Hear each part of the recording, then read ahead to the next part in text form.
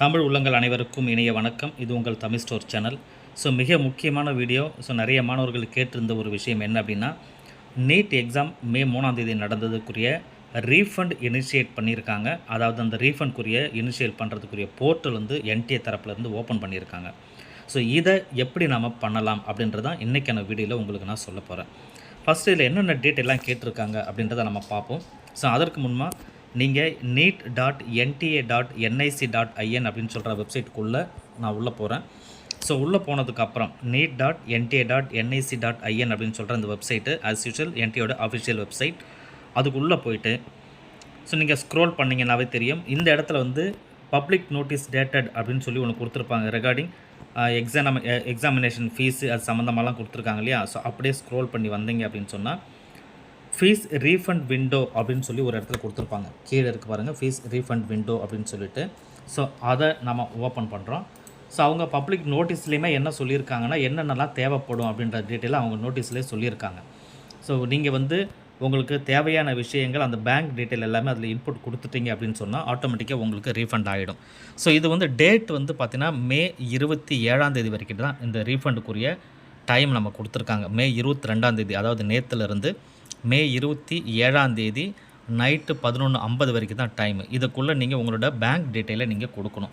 அப்போ தான் நீங்கள் எவ்வளோ பணம் கட்டினீங்களோ அது உங்களுக்கு ரீஃபண்ட் ஆகும். சரி, இப்போ அந்த ரீஃபண்ட் விண்டோ நான் ஓப்பன் பண்ணுறேன். ரீஃபண்ட் விண்டோ உள்ளே போயிட்டாச்சு.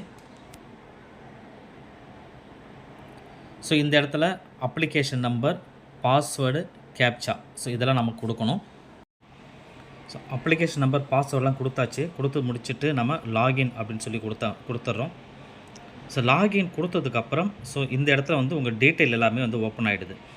இதுதான் வந்து நம்ம ஏற்கனவே இங்கே ஃபார்மில் ரெஜிஸ்டர் பண்ணியிருப்பீங்க, அப்ளிகேஷன் போட்டாச்சிங்க, இது எல்லாமே கம்ப்ளீட்டட் அப்படின்னு சொல்லி காமிக்குது. அப்ளிகேஷன் நம்பர்ஸ் இங்கே வந்து காமிக்கும். கீழே ஸ்க்ரோல் பண்ணி பாருங்கள், பேங்க் டீட்டெயில் அப்படின்னு ஒரு விஷயம் காமிக்கிறாங்க இல்லையா.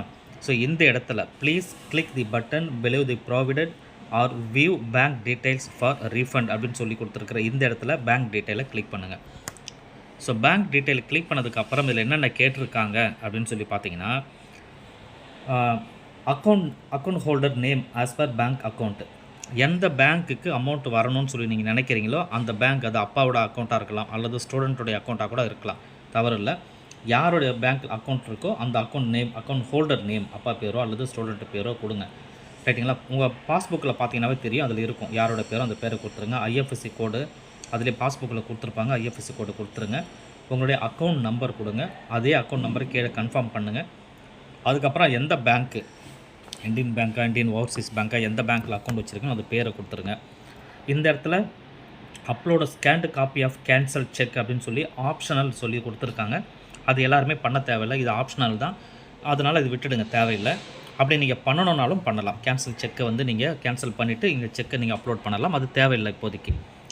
இது மட்டும்தான் தேவை. Account holder name, account number, bank name, IFSC code, இதை மட்டும் நீங்கள் கொடுத்துட்டு சப்மிட், அந்த டிக் மார்க் இருக்குல்லையே அந்த டிக் மார்க்கை கொடுத்துட்டு இங்கே சப்மிட் அப்படின்னு சொல்லி கொடுத்துட்டிங்க அப்படின்னு சொன்னால் உங்கள் அக்கௌண்ட் டீட்டெயில் வந்து என்டிஏக்கு போயிடும்.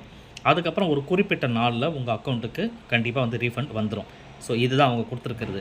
இப்போ அடுத்த டவுட் என்ன அப்படின்னு சொன்னால், இப்போ வரப்போகிற எக்ஸாம் ஜூன் 21 எக்ஸாம் நடக்குது, இதுக்கு நான் என்ன செய்யணும் அப்படின்ற ஒரு கொஸ்டின் வரும் கண்டிப்பாக உங்களுக்கு. இதுக்கு நீங்கள் ஒன்றுமே செய்ய தேவையில்லை, எந்த ஃபீஸுமே கட்ட தேவையில்லை, இது டோட்டலாக ஃப்ரீயாக தான் அவங்க பண்ணுறாங்க. ஏற்கனவே என்டிஏயோட தவறுன்றதுனால பழைய அக்கௌண்ட்டை வந்து பழைய நீட் எக்ஸாம் கேன்சல் ஆனதுனால திரும்ப உங்களுக்கு இதை வந்து ரீஃபண்ட் பண்ணிடுறாங்க. திரும்ப நீங்கள் பணம் கட்ட வேண்டிய அவசியம் கிடையாது. அதனால் மறுபடியும் நீங்கள் அப்ளை பண்ணி, அதாவது அப்ளை பண்ணணும் அப்படின்னு சொன்னால் திரும்ப வந்து அட்மிட் கார்டு மட்டும் வரும். அந்த அட்மிட் கார்டு மட்டும் டவுன்லோட் பண்ணிவிட்டு எக்ஸாம் நீங்கள் மறுபடியும் போய் நீங்கள் எக்ஸாமை அட்டன் பண்ணிக்கலாம். சரிங்களா. இதில் இன்னொரு மிக முக்கியமான விஷயம் என்னென்னா, புதுசாக அதாவது மே 3ஆம் தேதி நடந்த எக்ஸாமில் அப்ளிகேஷனை நான் போடலை, ஆனால் இப்போ இந்த ரீஃபண்ட் அந்த எக்ஸாம் நடக்க போகுது இல்லையா, இதில் நான் அப்ளை பண்ணி உள்ளே போகலாமான்னா கண்டிப்பாக பண்ண முடியாது. ரைட்டுங்களா, பண்ண முடியாது. புதுசாக யாருமே அப்ளை பண்ண முடியாது. ஏற்கனவே அப்ளை பண்ண மாணவர்கள் அவங்க தான் திரும்ப எக்ஸாம் பண்ண முடியும் அப்படின்றது தான் கண்டிஷன்ஸ். இந்த வீடியோ உங்களுக்கு ஹெல்ப்ஃபுல்லாக கண்டிப்பாக இருக்குன்னு சொல்லி நம்புகிறேன். கண்டிப்பாக ஹெல்ப்ஃபுல்லாக இருக்குது அப்படின்னு சொல்லி நினச்சிங்கன்னா மறக்காமல் இந்த வீடியோக்கு லைக் கொடுத்துருங்க. தவறாமல் இந்த வீடியோ உங்கள் ஃப்ரெண்ட்ஸுக்கும் ஷேர் பண்ணிக்கோங்க. தேங்க்யூ.